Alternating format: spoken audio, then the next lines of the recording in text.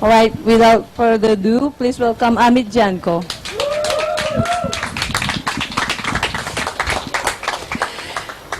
Hi everyone, so I'm Amit, really happy to be here. Thank you all for coming, being here, choosing to be here, just joining the party. I want to get right into things by asking you to participate in an exercise, a little exercise. But before I hand out these papers for you to do an exercise, I'd like to see by a show of hands who here considers themselves to be a storyteller. How many storytellers in the room? Okay, there's about a handful of people. Okay, great, just wanted to get an idea. So if you can all grab one of these sheets, it'll only take you probably a couple of minutes. There's pens up here as well. If you could just fill out these very short paragraphs, or you can even write just one line, but if you can fill those out, I would be really happy. So we'll take a break just for a couple of minutes to do that. I can do a little song and dance, but maybe I won't. So, and enjoy the breeze. Okay, is that enough? Oh, John, there are some pens right there. Please go ahead. I'm giving you a couple minutes to write what you like. You don't have to write long paragraphs. 1 or 2 sentences are fine, whatever you feel inspired to write. If anyone else is confused about the exercise, I would like to clarify. There are the beginnings, like prompts of a sentence. I should have maybe clarified that, I'm sorry. And you can continue the sentence in any way you choose that relates to your life, something fictional. Okay, so looks like some of you already wrapping up. You're on the last one. I'll give you another few seconds.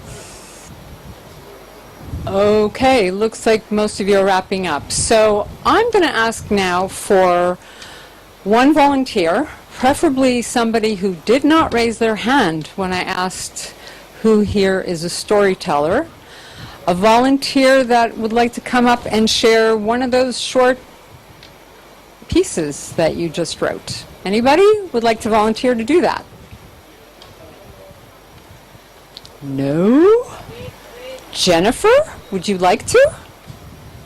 No pressure, just asking.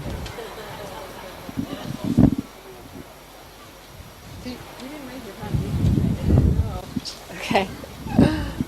Where should I stand? Anywhere you want. Yeah. Okay. Hi, I'm Jennifer. I'm going to share my story. Okay. The first time I left home was a vivid dream. A vivid dream so real, so vivid that I imagined it to be real. I was 5 years old. I had a great life, a big backyard, but I yearned for something more. I grabbed my book bag, headed off to the great unknown, not knowing where I was going. That's it. Thank you. Just double checking, you didn't raise your hand when I asked who was a storyteller. Anyone else here want to volunteer to get up and tell one of their short stories? I think Putu does. Putu, would you like to share with us?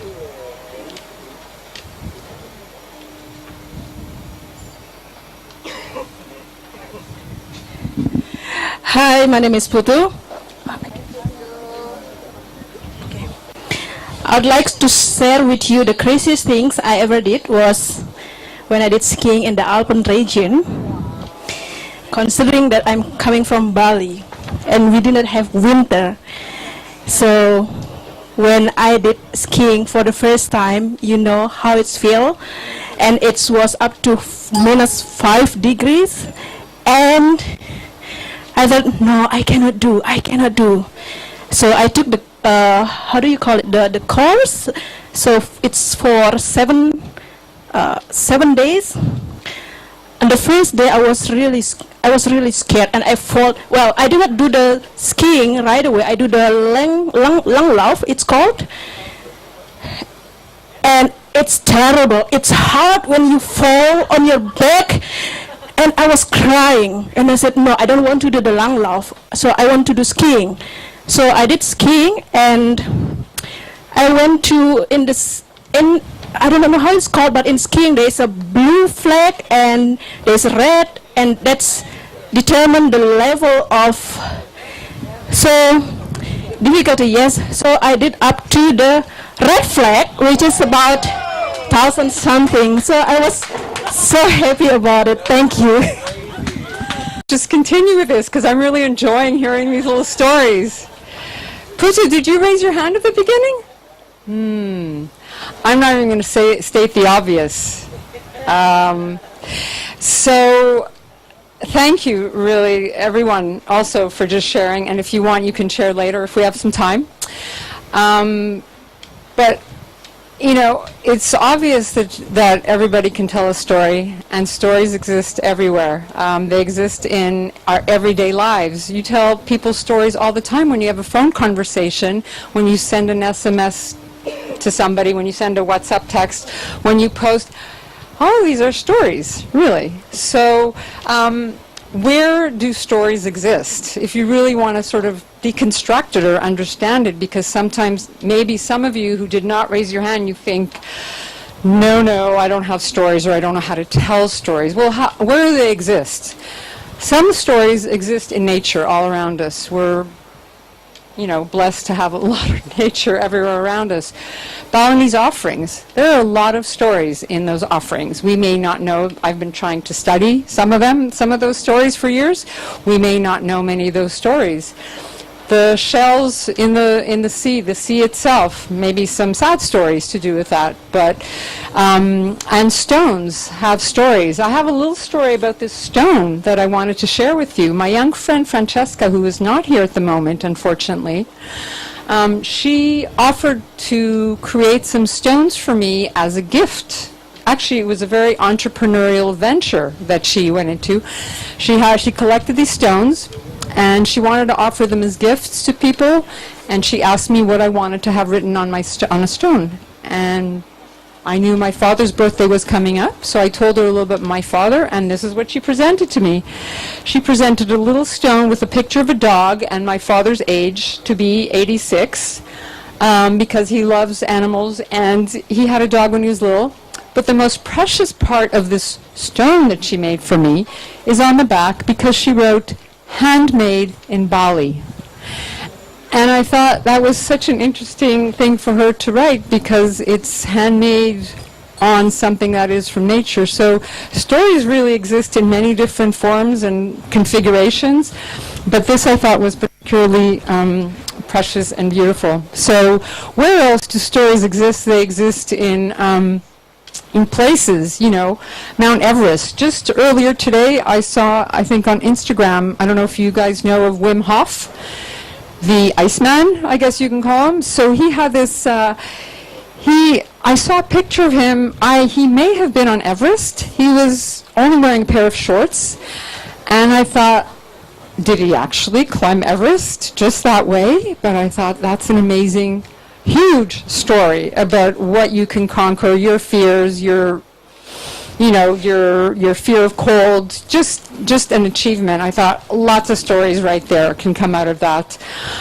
So Everest and the Twin Towers, I don't know if all of you were around when 9/11 happened, but I can tell you that even today, many years later, when I meet people who are either in New York or not, but aware of what was going on at the time, I'm always hearing very, very unique and moving stories. I remember where I was. I remember what happened.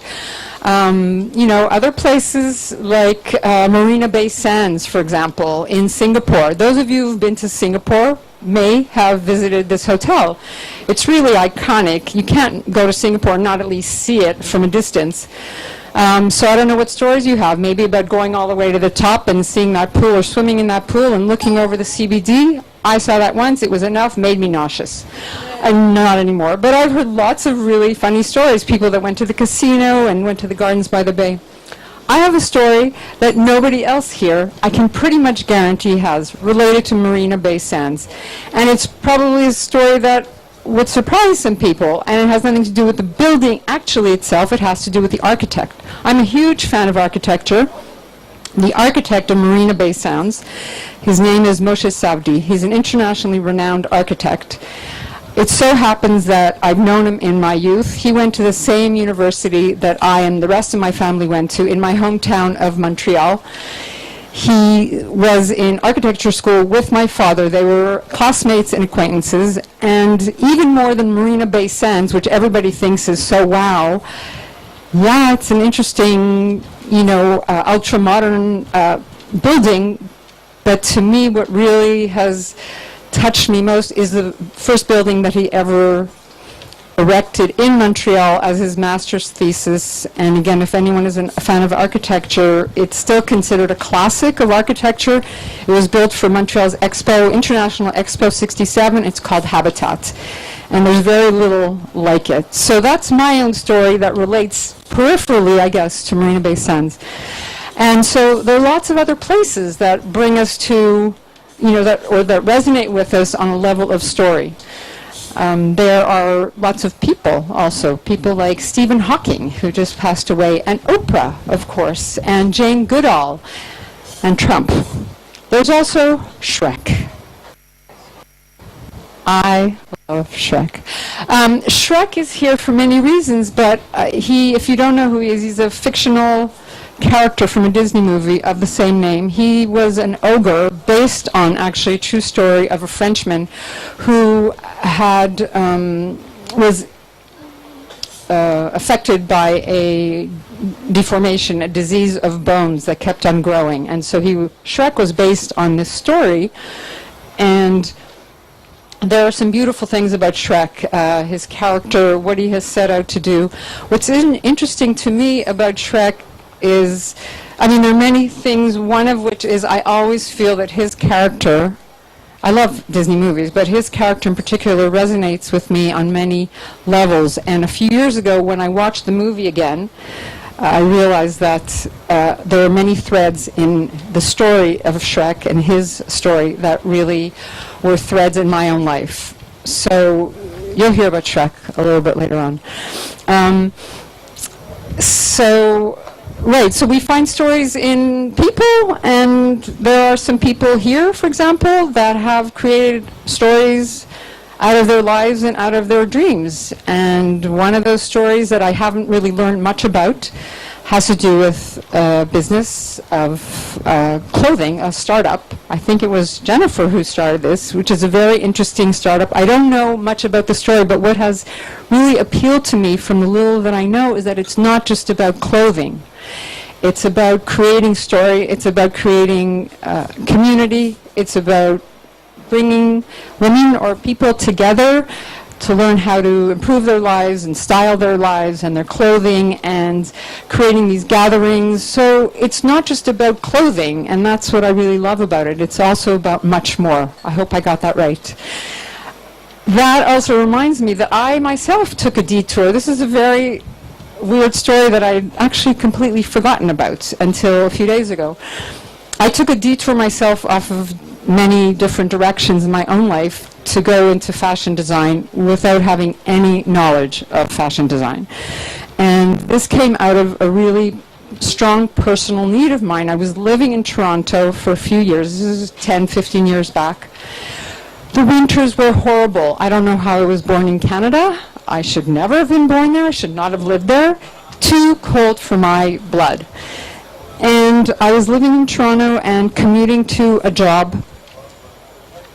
The winters were so harsh, minus 30, wind chill. You can't imagine if you've never been in that.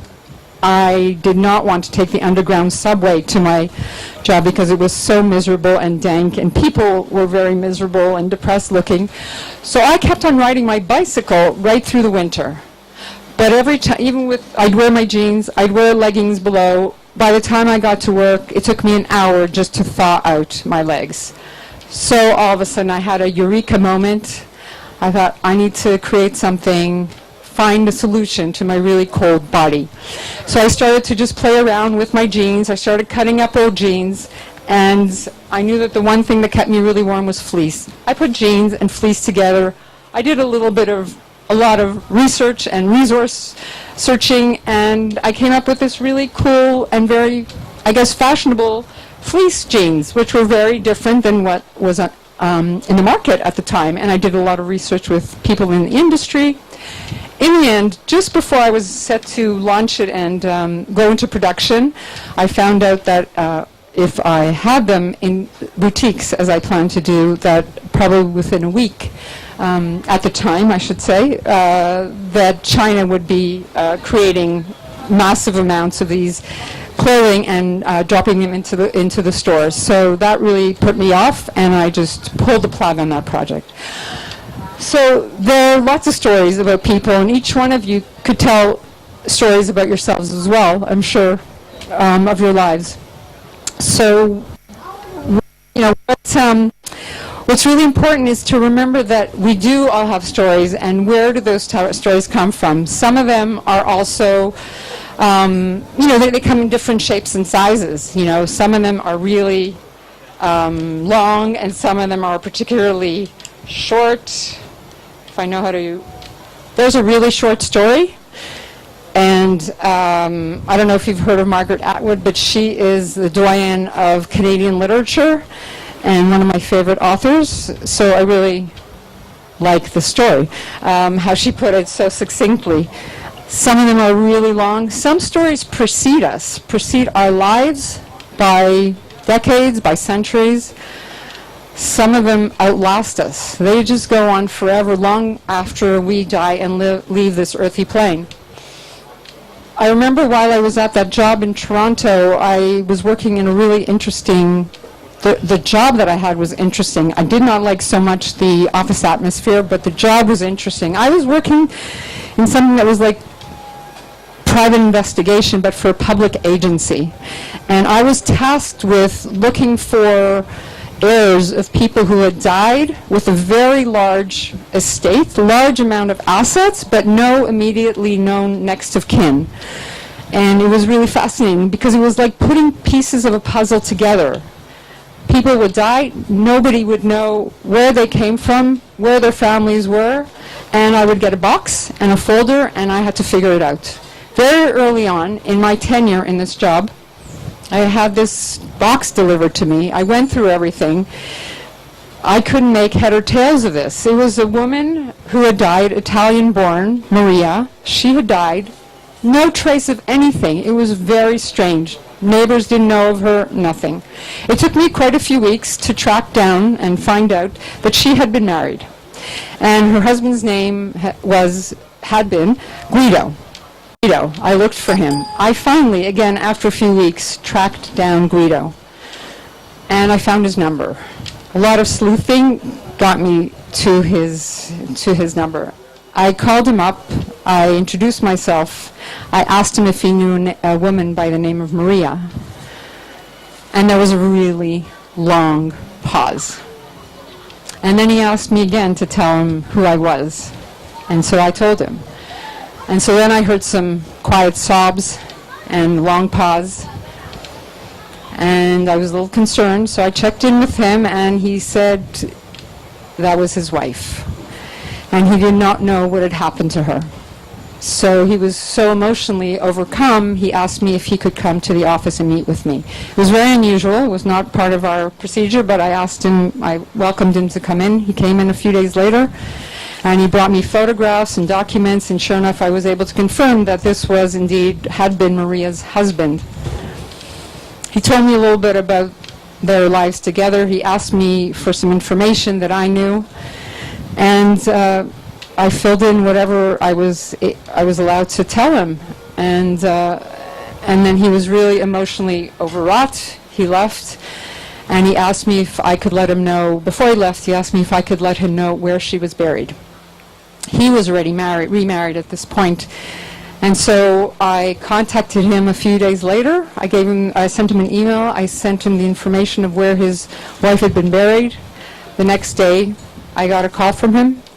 And he told me, again, in a very emotional voice, that he had gone to visit her in the cemetery. He brought flowers, and he wanted to thank me for bringing this sense of peace to him because he had never known why she left him and what happened to her, why she disappeared. And he said, for the rest of my life, I will be bringing her flowers.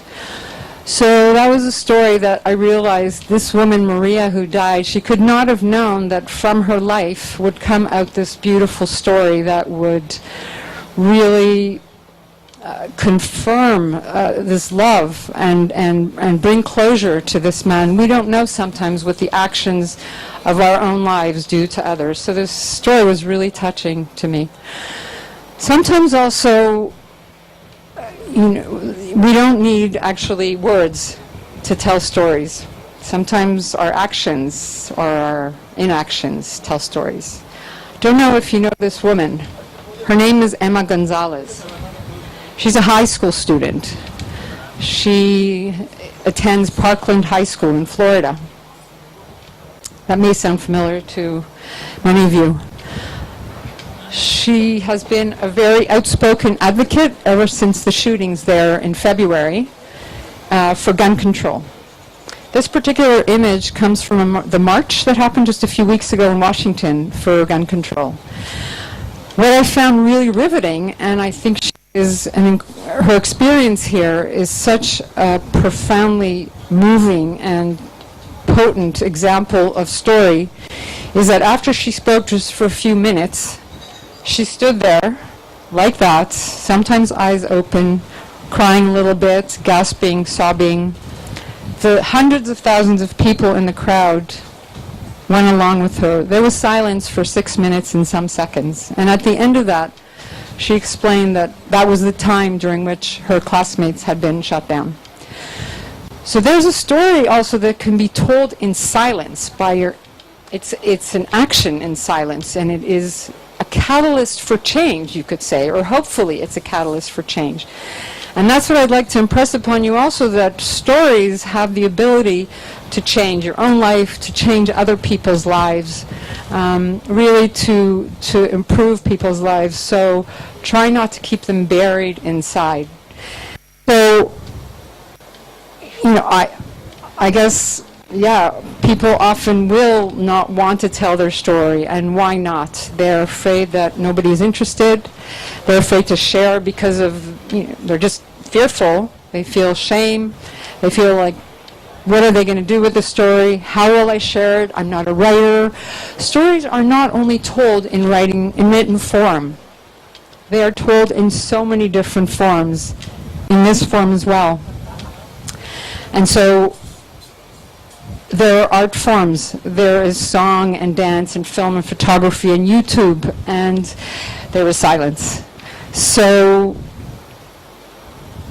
I would like to suggest that if you feel inspired at some point to tell a story, to share a story, just find out what it is that works for you, and don't feel shy to bring it to the surface and share, because there could also be a risk is maybe not the right word, but something missing in this world if you do not choose to share your story.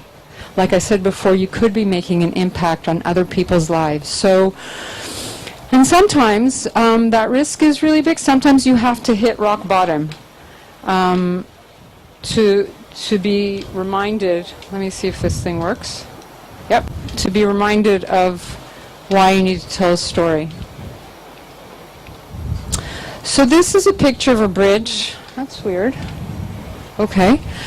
This is a photograph of a bridge. It seems, just like a bridge, not so interesting. This is a bridge in the second largest city in Cambodia. The name of the city is Battambang. And in early 2009, there was a French conglomerate that was repairing the Cambodian railway network. And at both ends of this bridge, they had placed panels so as to prevent people and cars or whatever to cross this bridge. It actually was one of those railway bridges that doesn't have a flat bottom. It's just got the tracks and then the trusses, I think they're called. So the French company had shut off both sides. However, the locals who lived in the area, whether out of laziness or some other reason, they did not want to walk a few hundred meters past over to cross. And so they opened the panels on both sides without any authorities realizing it, and they laid down these planks, these broken wooden planks along. By the way, just as a short digression, if you have seen Shrek, you'll know that there was a bridge scene where Shrek and a donkey are crossing a bridge to get to the other side. It's a very rickety bridge, and all of a sudden a plank falls down from this bridge. But they do manage to get to the other side. So this bridge had people crossing it with their bicycles and walking, and so one January day, I was traveling in Cambodia, and I fell through this bridge. And this man over here, if you can see him, where the dot is, he took me back to that bridge when I went back to the city, Battambang, 2 years after I fell. He had found me down there in that spot. He took me there to show me how far I had fallen. I was very lucky that I survived this accident. It still boggles my mind. I was very lucky that I survived. It was pretty miraculous. Quite a few doctors had said to me that I survived and that I wasn't paralyzed. And I spent a week in hospital in Cambodia, then a month in Bangkok. I was evacuated by air back to Canada, and I went through a pretty intense recovery period for 2 years.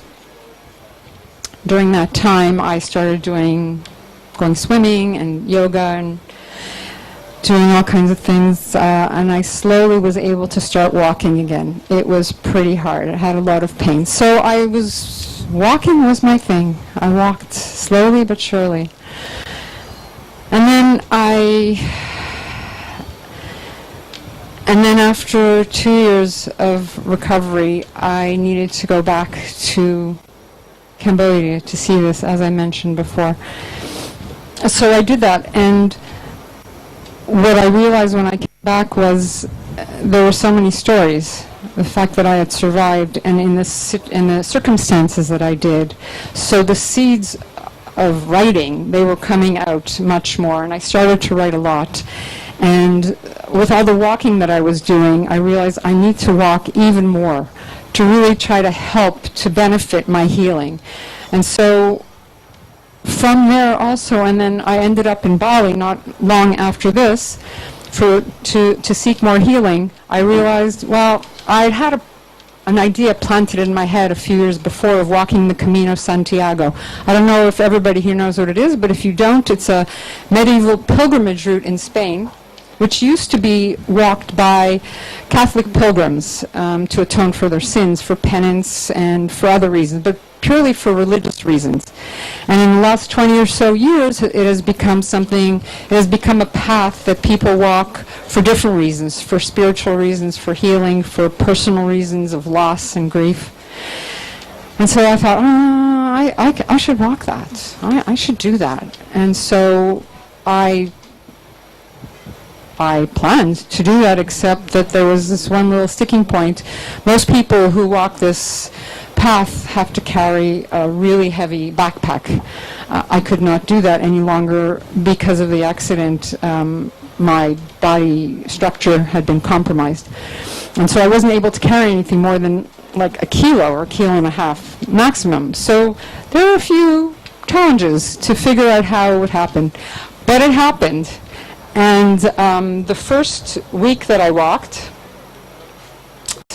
Shrek Point, Donkey and Shrek also.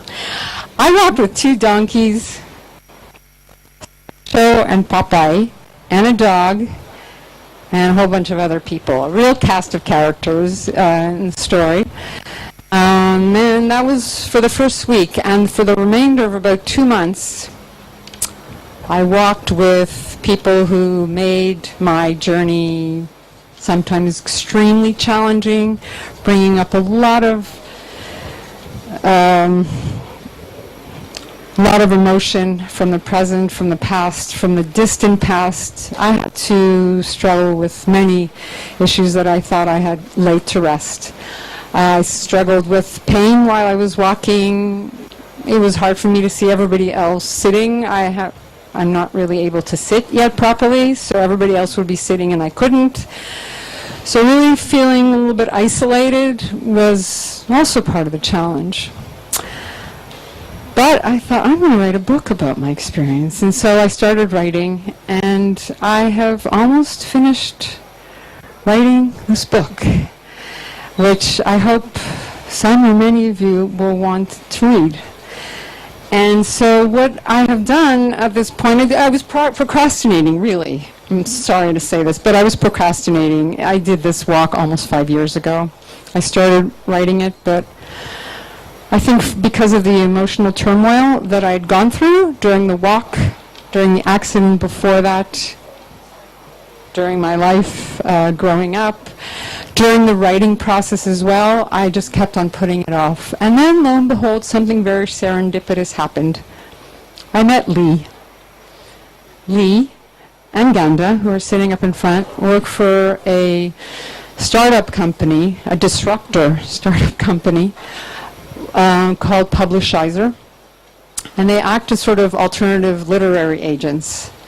And I found out from Lee this is a really innovative concept where they really liaise between authors and publishers. So they're streamlining the process, essentially. It used to be traditionally that you would have to write and then get the story written and then find an agent and publishers.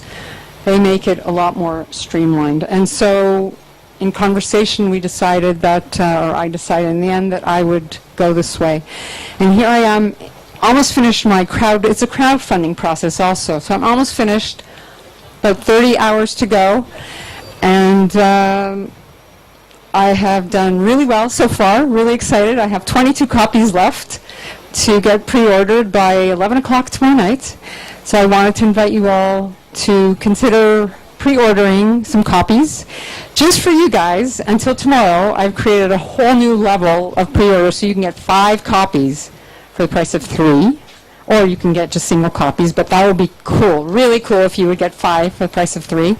And you'll see on the chairs, and I'll have other slips of paper where you can go to the website, Publishizer website with my book on it, and you can order the copies there. And if you scroll down, you'll see the name of this particular level is called Genius Nomad. So I invite you to do all that. But I would like to finish off, and also if you want to speak to Lee and Ganda, they'll be around afterwards. I would like to leave you with a couple of thoughts to realize that you do all have stories, and all your stories matter, all of them. You are your stories. And like Oprah likes to say, and I'm just paraphrasing this, but she likes to say that our purpose is really to live and be the highest expression of ourselves. And that, I believe, often happens through story. So that's my story. So I hope you will all consider, in whatever form it takes, at some point, telling your story and sharing it, and I'd be happy to talk with you about it also. And I want to thank you so much for coming out today. Thank you.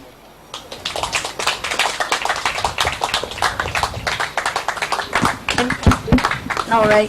Now is a Q&A session. If you have questions to be asked to Amit about writing, technically, or how we start to do the writing or something like that, please.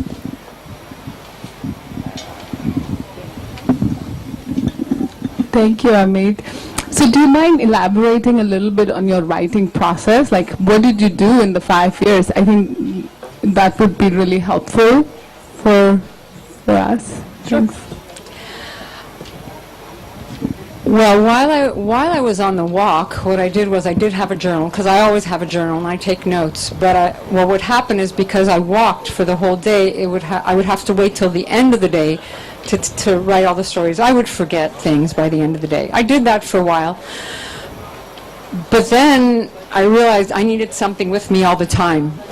And so in one of the towns along the way, I went and I looked for a little MP3, and I had it in my hand all the time. And while I was walking, and let me just tell you, by the way, that you don't get all your best stories, let's say if you want to write, sitting in front of a screen. That's not where it happens. I promise you. Not often it doesn't happen. It happens if you're walking. It happens if you're lying down about to go to sleep. It happens in the shower. It happens in lots of places. So keep something handy. So I started to talk into this MP3. And so I ended up having to transcribe all that when I returned. So I had a lot of transcriptions, and I had my notes, and I started putting everything together. And what I would do is I would slowly...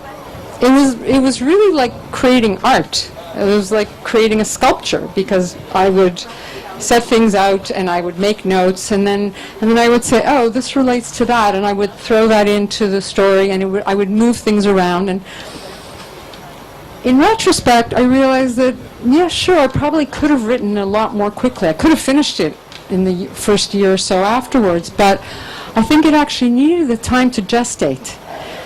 And for me to be able to reflect on many experiences that hadn't come out just in the talking and the writing I'd done on the way. There were a lot of connections that I started to make, and, just over time, over life, just saying, what was that? And that wouldn't have happened to me in the first year. So I'm not saying that's necessarily right or wrong, but that really... I realized I needed this time, these years. So I would pick away at it, really. I would pick away at it, and sometimes if something really worked, I would try to edit that, and then I would move things around. And so I feel like it's been gestating for 5 years. Does that answer your question? Okay. Any other question? I said, would you say it's autobiographical account from yourself, or have you found some other sort of philosophy? No, I understand. It's autobiographical, absolutely. Are there some philosophical reflections in there? Maybe. Nothing that will probably go over too much over people's head. But yes, definitely there are reflections in there, and connections that I've made, and hopefully messages and experiences that end up really being of universal significance or meaning, that can resonate with other people. So I hope I am, or I'll be able to really find that balance.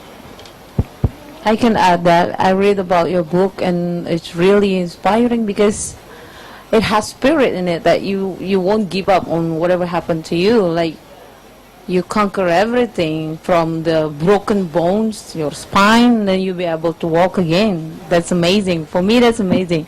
I mean, you have an inspiring story to share with us. So it's really interesting to have the book. I think it's really nice. I've read that, the synopsis. Yeah. And I want to ask you a question about writing itself. So where do you find you really decided to write down all your experiences, all that can inspire people, and how you find the technical ways to put everything in yours into a writing? Do you learn about it, or? No, I didn't learn. I've been writing for much of my life, different things, poetry and short stories, but I never really looked at it seriously. What happened was, it actually really started coming to life much more during my acute recovery. I started a blog. I was lying in bed for much of the time because I was in pain, so I was on the computer and I would be writing, and I'd be drawing in a journal, part of my healing also. And so that's really how I became more of a writer, from just writing so much. I think what's important to keep in mind is, if anybody would like to write, that it's not so important the whole technical setup, when what you have inside is you want to get it out there. I think that's the most important thing, is just to get it out there. And Anshu, I think, is a perfect example because, well, yes, because we have worked on this a little bit together, and Shu and I have encouraged her to just write, not to worry yet about the final product or what the editing, not everybody can edit their own work, and that's not the job of somebody who's writing. You want to get somebody who's good that can edit it. So really the idea is to, whatever comes up, just put it down there. And then you can return to it and see how does it all flow, because there isn't one right way, is what I've discovered also. You can move things around, and depending on the emotion you want to bring up, or depending on so many things, what flows. Yeah, so it's really like an art form, I think. Because my dream was, I like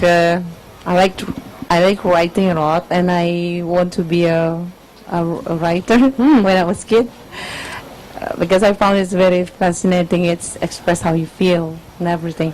And then tell me about you. You are an artist. You paint as well, right? Yes. Can you tell me a little bit about that? Painting?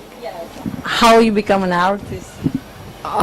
I didn't become one. I think we're all artists. The same way I think we're all storytellers. But that's another conversation. I think we're all artists because we all went to kindergarten and everybody made pictures. So we are all artists, but people, when we become adults, we forget that. I've always done some form of art, photography, sculpture, pottery, painting, my whole life. So, but sometimes it's gotten very busy with work or school, so I had to set it aside. But I just love to make art of any kind. So painting, I took it up just in a different way when I came to Bali, because I was leading also creative arts workshops, so painting workshops, and doing my own painting, and I just love to do it. So when I can, I do. Yeah. Thank you for sharing it. Yeah, you're welcome. I wanted also just to mention something for those of you who are interested in writing, that what I believe is really important, and that touches on what Santi just said, is really to get all the writing out there, but to keep in mind really that if you want to actually, if it's just for yourself, then it really doesn't matter so much the quality, or if you want to share it with a small group of people. But if you're planning to, let's say, have it printed, to get it out there in whatever way, shape, or form, I would urge you to get it properly edited, because most importantly, I think that also shows a real respect to the reader. It's really important to respect your reader, because I find that when I read material, content that has not been edited or not been edited correctly, not only do I lose interest, but I feel like the writer has not respected me as a reader. That is my experience, and I feel very strongly about it. And I've spoken to a few people about that, and some agree and some don't. That's fine. But this is just what I urge people to do, because if you're going to put it out in the world, don't you want to put your best face, your best message, your best whatever it is you're going to write. You can't be expected to edit your own work. You want someone who is objective, who is professional, to take your ball of clay, the good juicy stuff that you have there, and go, oh wow, this is amazing. I think I get what you're trying to say. Let me work with it. Let me make it sound beautiful, moving, inspiring. Check in with you. Is this what you want to say? Yes. And then you take it out into the world. I think it's a really important step. So I wanted to add that and encourage you to do that. Question. How would you advise to managing expectations with either putting out a book or story? I know I have stories that I want to share, but maybe it's like the pressure of, I want to be a TED Talk or a bestseller, and what if it goes out and no one really reads it? What would you say to that? In terms of how to manage just those expectations? Yes, expectations. Oh. Yeah. Well, I think there's many different ways you can look at it. I think on the one hand, you can visualize that that's where you're there. You're already there. You're standing on a TED stage. That does work sometimes. It may not be at the TED stage you want to be. It might be at a TEDx Ubud. It might be TEDx Women. It might be somewhere else. But I think it's really powerful to imagine yourself doing that. And the other approach, I guess, is to just keep working on what you are doing. Just be there, be in the moment, be present, be mindful, be working, be attracting everything, and I'm sure you know that it will lead you down the path that you need to go. So I think maybe even a little bit of both of those, if you're really clear about where you want to go, just put it really deep, like embed it into your DNA. Yeah, if that makes sense. Yeah. So the story that you're telling is, of course, a very emotional one. There's a lot of, it's a process to process all of those emotions that you've gone through. And it's not easy to actually put this in front of the world. So is there a process that you went through where you felt comfortable sharing that, being vulnerable in front of the whole world, really? And but once the book is out there, it's out there. It's not going anywhere, right? So do you have any tips on that? I wish someone gave me tips on that. No, that is one of probably the biggest reasons, actually, that it hasn't gotten out into print. I am still, at this moment, really struggling with that on a few different levels. Without going into too much detail, I think it's really important for me to speak my truth, to share my truth, not just my truth, but to share the story because there is relevance. I think I'm always checking in with that. If there is no relevance, I try to remove it from the story. But if it is relevant and it will help a reader understand better, for example, why I react in a certain way, or why my experience is different than someone else's maybe, or if that I feel is relevant, then I'm trying to integrate that into the story. But it's not easy because I'm also trying to be mindful of the people that I may be referring to, or situations that I may be referring to, or any of those things. I have, in fact, already had a conversation with one of the people in the book to say, how is this for you? So, if you're writing fiction, then everything's open for discussion, but if you make yourself vulnerable, and if you're also potentially putting somebody else in a position that could make them uncomfortable, compromise their integrity, it's important for me to honor that, to recognize it, and to still figure out how to deal with it. And so I am still there, but I hope that will resolve soon. I don't know if that helped.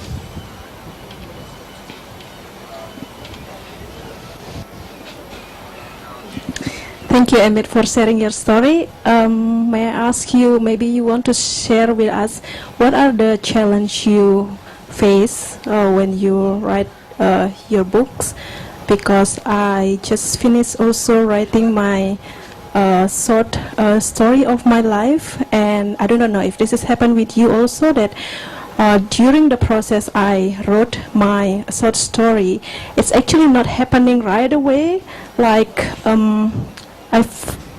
that once I found the time to write, that it's all just happened. It's not happened like that. So it's like there's a time that, well, it's just time to write, and then I just wrote my story, and then it's not continuing the next day, and not the next day or the next 2 days, and then suddenly it's just come up, well, I have decided to write again, to continue. So can you, if you are willing to share with us, what are the challenges you face when you write your story or your book? Thank you. Well, one of the challenges is what I was just discussing, this very deeply emotional place, and place of feeling vulnerable and maybe bringing up aspects that relate to shame and fear. So that's definitely the emotional turmoil.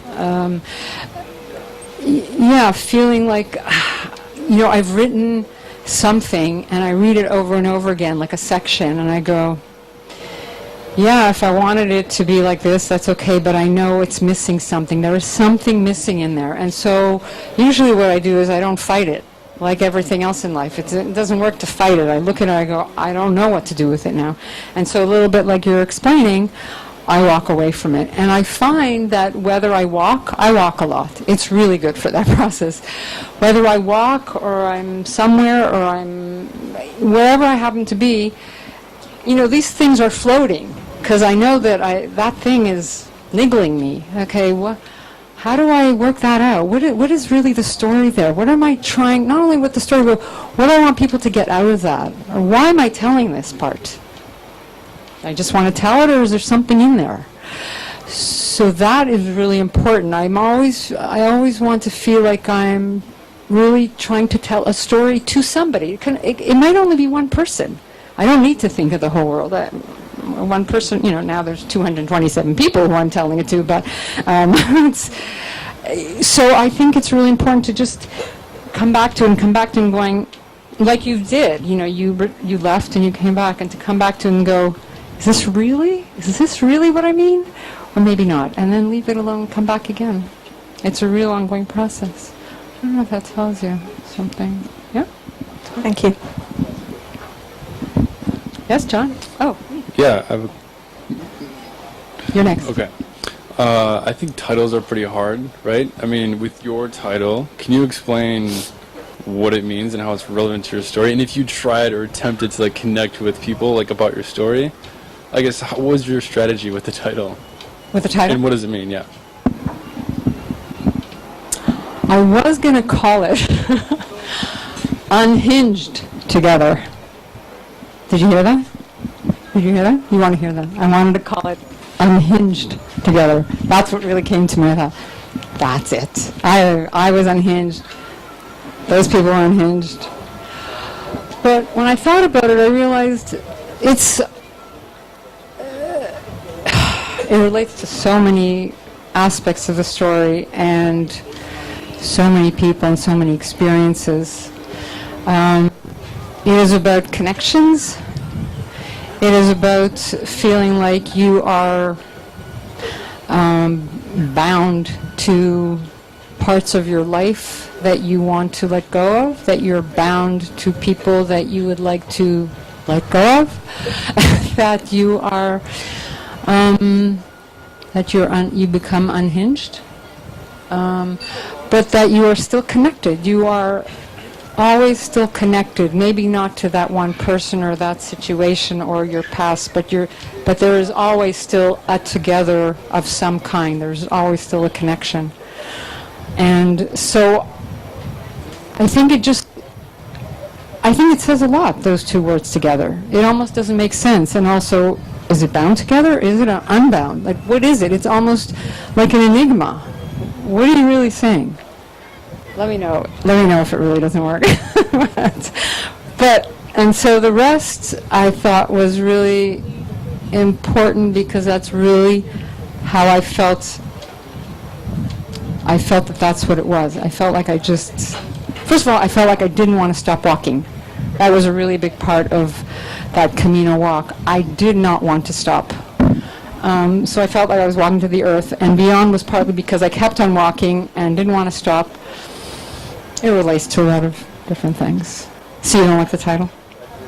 Oh, you do? Okay. You want a mic? I have one. So I sat here a few times with you and we've discussed social media, the positive and the negative. And I know you are a beautiful writer and every single word matters. How have you found the social media experience you've had to go through in the last 3 weeks? How's that sit with you? How is that sitting with you?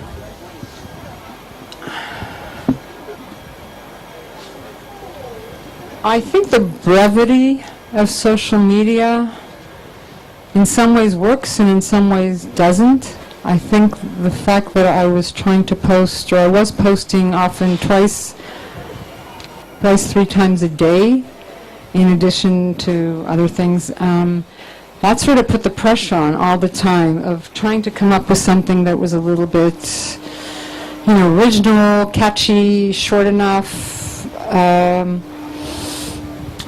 The downside was really I didn't feel that I could get into much content, and I think I'm not practiced enough actually in social media to really know what would have been the most effective wording to use.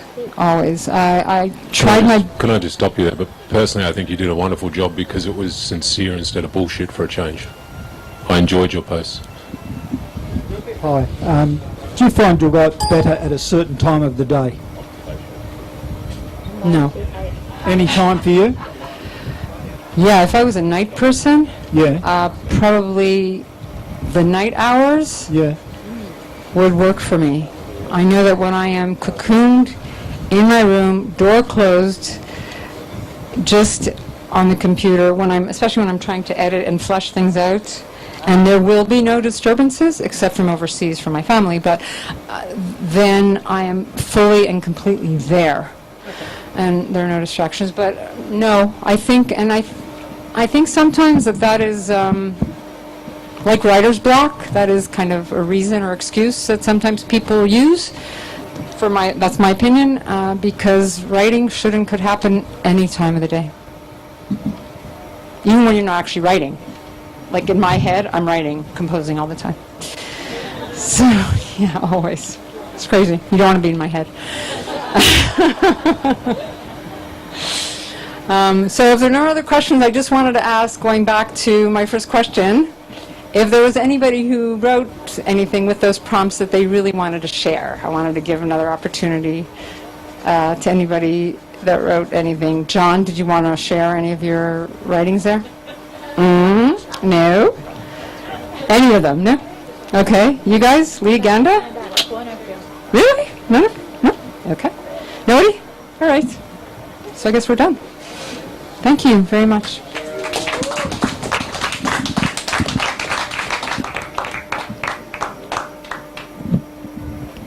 All right, thank you very much. Yes, if you wanted to pre-order some copies, on the seats I left some little slips, and also there are other slips here, and they give you the URL for the website. So pick up one of these slips if you can, and if you want to help me out by pre-ordering some copies, I need about 5 Genius Nomad pre-orders or a bunch of other copies. So if you can help me out with that, so I can reach 250 copies by tomorrow, I would be so grateful. And to those of you who have already supported me, and you know who you are, thank you so, so much. Thank you all. Thanks. 8 more, I believe, something like that. More publishers at a, I don't know how to call it, at a different level, just a different level of publishers, let's put it that way. And it's very exciting, and I can have more options of who may, with who I may have a book deal. So it just really jumps me up to a totally different level. So getting those extra 23 copies pre-ordered by tomorrow at 11 o'clock tomorrow night will be so amazing. Did I forget anything else, you guys? I'm like, okay, that's all. Thank you so much. What?